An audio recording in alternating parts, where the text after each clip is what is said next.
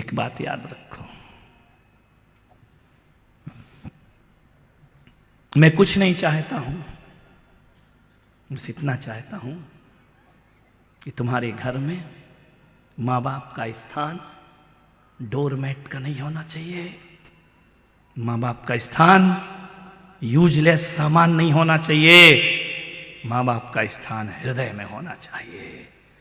नारायण कृष्ण दो माँ को सम्मान देते हैं, एक जन्म देने वाली और एक जीवन देने वाली। अरे तुम्हारी माँ ने तो दोनों ही काम किए हैं ना, तुम्हें जन्म भी दिया है और जीवन भी दिया है। क्या सोचते हो कि कोई सन्यासी बन जाए तो वह माँ बाप के ऋणों से मुक्त हो जाता है? कभी नहीं होता है। मेरे गृहस्थ जीवन में मेरी माँ थी, मुझे सन्यास हुआ, मैंने घर छोड़ा भगवान के लिए, मुझे देखकर उसने भी घर छोड़ दिया। मालूम है, कई लोग मिले भी होंगे उनसे। मैंने उस माँ को कहा कि देख माँ, तेरा त्याग बड़ा है। बोले क्यों?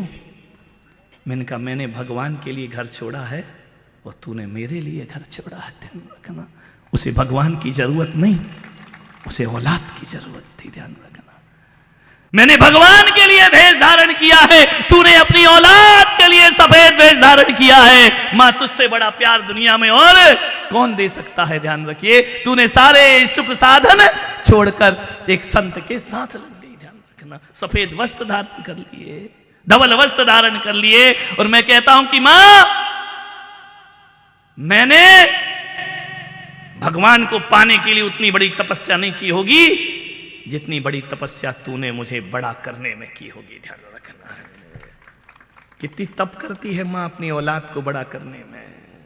उसके ऋणों से कभी कोई मुक्त नहीं हो सकता है। तुम क्या सोचते हो कि तीर्थंकर भगवान मोक्ष चले गए तो मां के कर्ज से मुक्त हो गए? नहीं, तीर्थंकर दुनिया से जा सकते हैं। तीर्थंकर कर्मों का नाश कर सकते हैं, 8 कर्मों का नाश कर सकते हैं, लेकिन कोई भी तीर्थंकर सारे जगत से नाता तोड़ सकते हैं, लेकिन मां बाप से नाता नहीं तोड़ सकते। ध्यान रखना, बात असहज मालूम हो रही होगी। कोई भी भगवान सारे जगत से मोह माया छोड़ देता है, लेकिन मां से नाते नहीं तोड़ता, पिता से नाते नहीं तोड़ता। इसलिए सारे जगत का भगवान पारसनाथ, सारे जगत के भगवान महावीर, सारे जगत के भगवान श्री राम, आज भी दुनिया ने कुछ भी कहे, आज भी यदि हम पुकारते हैं, भले वो भगवान बन गए हों, आज भी हम कहते हैं त्रिशला नंदन वीर की और जय बोलो महावीर की। मां की नजरों में आज भी वो त्रिशला नंदन है, मां की नजरों में आज भी वो सिद्धार्थ पुत्र है, आज भी कौशल्या नंदन कह के जिन्हें बुलाया जाता है, और आज भी जिन्हें बामा देवी और अश्वसेन के प्यारे कहकर के बुलाया जाता है। मोक्ष जाने के बाद भी अश्वसेन के बच्चे ही बने हुए हैं, मोक्ष जाने के बाद भी बामा के दुलारे बने हुए हैं, त्रिशला के नंदन बने हैं, कौशल्या नंदन बने हैं। ये भगवान है। कोई ने बोला, भाई कहकर बुलाया, जीजा जी कहकर बुलाया भगवान को, कोई रिश्ता नहीं जोड़ा। रिश्ता जोड़ा तो काय से जोड़ा? माँ बाप से रिश्ता जोड़ा जाता है। ध्यान रखना, कोई भी भगवान यदि उसके माँ बाप का नाम नहीं है ना, तो वो प्रामाणिक नहीं माने जाते हैं, काल्पनिक भगवान हुआ करते हैं। लेकिन हमारी परंपराओं में राम के पिता दशरथ हुआ करते हैं, कृष्ण के पिता वासुदेव हुआ करते हैं, ऋषभदेव के पिता नाभिराय हुआ करते हैं, महावीर के पिता सिद्धार्थ हुआ करते हैं। ये माँ बाप से हमारी वंश की प्रामाणिकता सिद्ध हुआ करती है। ध्यान रखना। आपसे निवेदन, यहां पर ऋषभ कथा का आयोजन होने वाला है। पूरी समाज ने बैठकर कल मंत्रणा की कि राम कथा होती है दुनिया में, भागवत कथा होती है दुनिया में, तो मेरे ऋषभ देव की कथा क्यों नहीं होती पूरी दुनिया में? कब ऋषभ देव को हम जन समूह के बीच में लेकर आएंगे? कब ऋषभ देव को हृदय के आसन पर विराजमान करेंगे? जेएनयू तुम्हारा भी कोई फर्ज हुआ करता है। तो मैंने एक उपक्रम शुरू किया। अभी ऋषभ देव में ऋषभ कथा की गई। मेरा संकल्प था कि केसरिया नाथ की भूमि से उनकी कथा का वाचन होना चाहिए, सारे जगत में वह संदेश फैलना चाहिए। मैंने यहां भी सोचा है कि डूंगरपुर आया हूं, ज्ञान गंगा तो हो गई, लेकिन वह ऋषभ देव भगवान का चरित्र, राम का चरित्र लोगों की जुबान पर है, हिंदू तो छोड़ो मुसलमान की जुबान पर भी है, तो मेरे ऋषभ देव का चरित्र क्यों नहीं है मेरे भाई? ध्यान रखिए, समाज ने बहुत अच्छा गंभीर निर्णय लिया। उन्होंने कहा जैसा भी होगा, जो भी होगा महाराज, डूंगरपुर में ऋषभ कथा जरूर होगी। ध्यान रखिए, वहां मैं सिखाऊंगा पिता कैसे होते हैं, पुत्र कैसे होते हैं, मां के, ये संबंध खत्म हो गए हमारे। एक ऋषभ कथा का यहां पर आयोजन होगा, मंचीय कथा भी होगी, वाचनिक कथा भी होगी, वैचारिक कथा भी होगी। ध्यान रखना, एक अद्भुत नजारा यहां पर होगा। पूरी डूंगरपुर नगरी अयोध्या नगरी में तब्दील कर दी जाएगी। ध्यान रखना, नाभि राय का दरबार, ऋषभ देव का जन्म। ऋषभ देव ने जगत को क्या दिया? उन्होंने इस देश को भारत नाम दिया। श्रीमद् भागवत ग्रंथ कहता है, हिंदुओं का वैदिक ग्रंथ कहता है, इस देश का नाम भारत यदि पड़ा है तो ऋषभ पुत्र भरत से इस देश का नाम भारत पड़ा। इतनी बड़ी मालिकियत तुम्हारे पास, और तुम ऋषभ देव को एक कपड़े में लपेट के मंदिर में रख देते हो। ध्यान रखिए, ऋषभ देव भगवान का चरित्र इस डूंगरपुर में उतारा जाएगा। पंच कल्याणक में बहुत से विषय होते हैं, वो अनछुए रह जाते हैं, वह कथा के माध्यम से जनमानस के सामने लाया जाएगा। मान्यवर, हम जैनियों ने अपने तीर्थंकरों को एक किताबों में लपेट कर बंद करके रख दिया अलमारियों में। ध्यान रखना, वो तो हम लोग हैं, वरना ऐसा समय था कि जब जैन मुनि आते थे तो समाज घेर घार के लाती थी चारों तरफ से, उनको मंदिर में बिठाती थी, वहीं प्रवचन कराती थी, चले तो चले गए।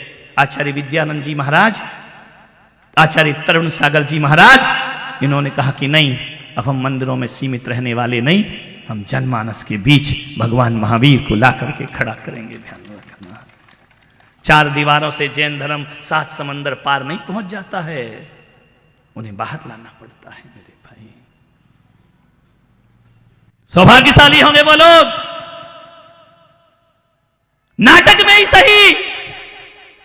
एक बात ध्यान रखना डूंगरपुर वालों, सच्चाई की नकल भी अच्छी होती है और बुराई की असल भी बुरी होती है। ध्यान रखना, ऋषभ देव का चरित्र प्रस्तुत करो, जीवन को सार्थक करो, नाभि राय का चरित्र प्रस्तुत करो, भरत बाहुबली का वैभव दिखाओ सारे जगत को।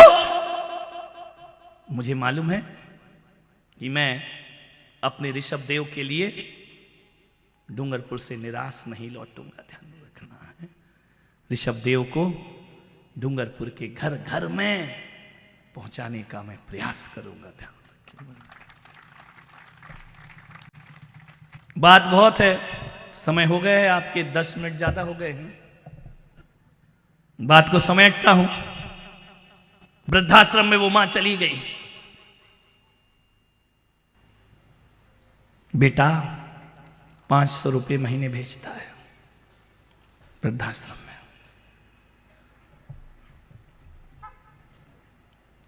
एक दिन फोन आता है कि तेरी मां इस दुनिया से चली गई, आओ उसका अंतिम संस्कार करना है। मान्यवर, ये कहानी नहीं है, मैंने भी पुष्पगिरी में एक वात्सल धाम बनाया, एक बूढ़े की मौत हो गई, प्रोफेसर था वो आदमी, उसके बच्चे विदेश में थे, मैंने फ़ोन लगाया, मृत्यु हो गई है। उन्होंने कहा हमने तो वात्सल धाम में सौंप दिया है, आप ही अग्नि संस्कार करा दीजिए, हमारे पास आने का टाइम नहीं है। ध्यान रखिए, ऐसी औलाद से तो निसंतान जिंदगी जियो, वो अच्छी हुआ करती है मेरे भाई। माँ की मृत्यु हो गई, माँ चली गई ऊपर। कुछ दिन बाद वो बेटा पूना से वापिस आया अपने गांव, क्या देखता है कि मेरी माँ जहां रहती थी ना वो मकान कहाँ है। माँ को कभी पलट के नहीं देखा, मकान देखता है। माँ वृद्धाश्रम में थी, वहां उसकी मृत्यु हुई। जैसे ही वहां पहुंचा वृद्धाश्रम में, वृद्धाश्रम के लोगों ने कहा ये तुम्हारी मां की मृत्यु हो चुकी है, अब तुम किस लिए आए हो यहां पर?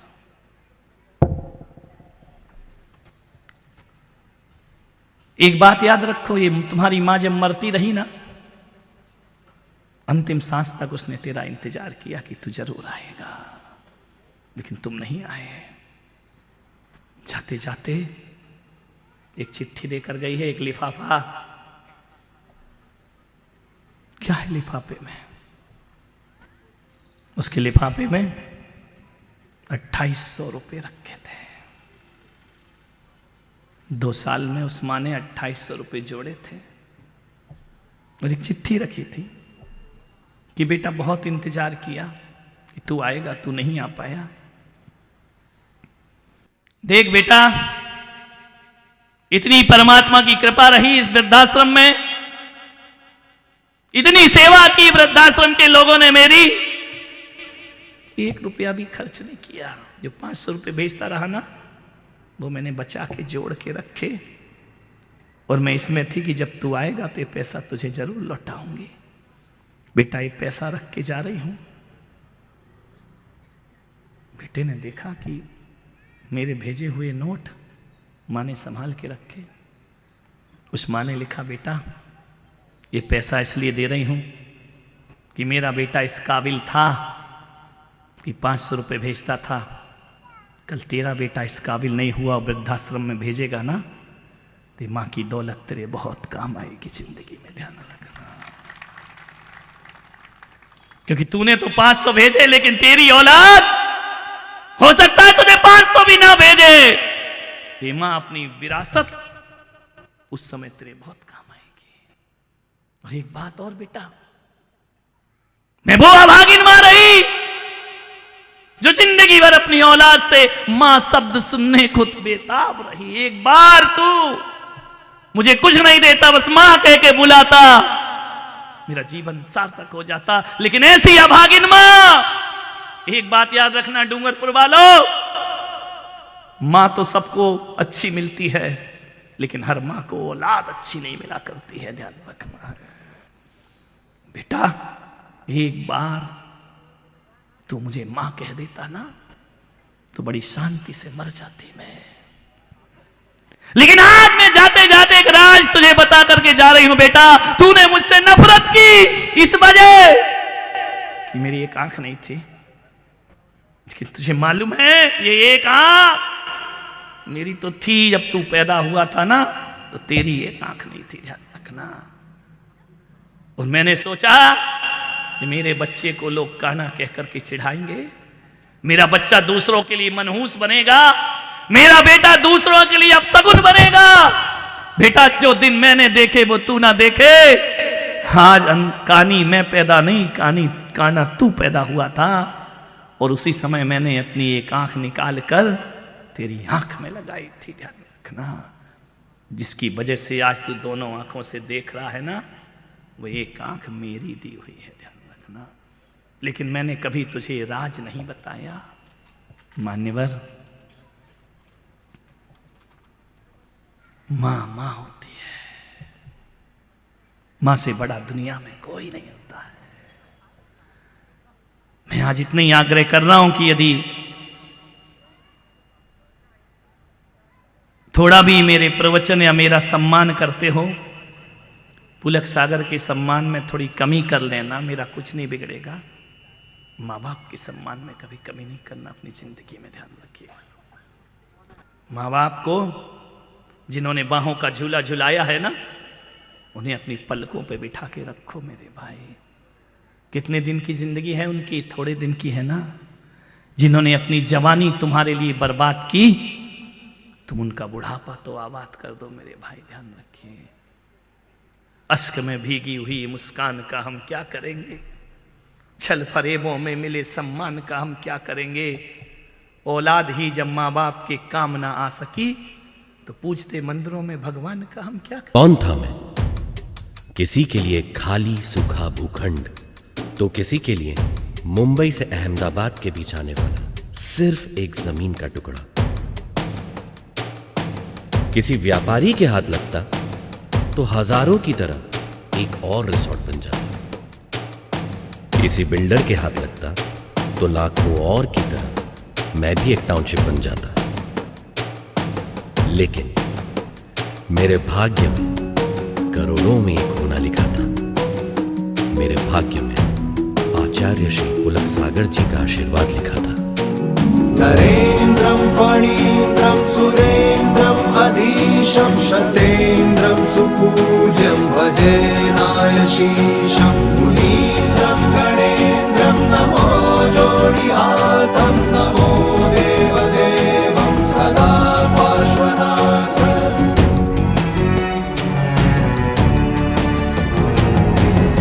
मौन था मैं स्वर कहाँ से आया, खाली भूखंड को दे दी उसने काया।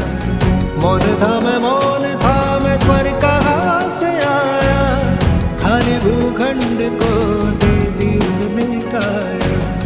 तीर्थ बनाया मुझको सजाया, तीर्थ बनाया मुझको सजाया। खाली भूमि छू के मेरी पुलक जीने की कृपा अर्जुन शरणम बनाया।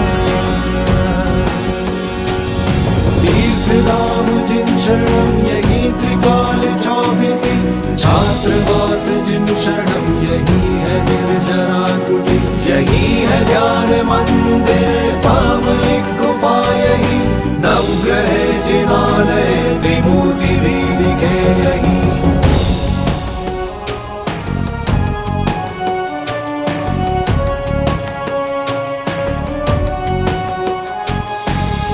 पुलक सागर को ये स्वप्न आया, खाली भूखंड ने उनको बुलाया।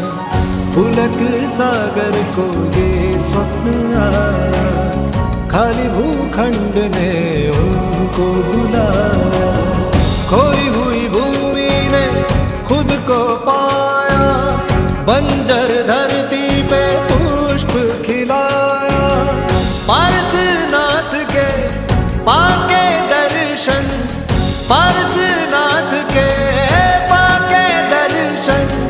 खाली भूमि छू के मेरी पुलक जीने की कृपा अर्जुन शरणम बनाया। नरेन्द्रं फणीन्द्रं सुरेन्द्रं अधीशं शतेन्द्रं सुपूज्यं भजे नायशीशं।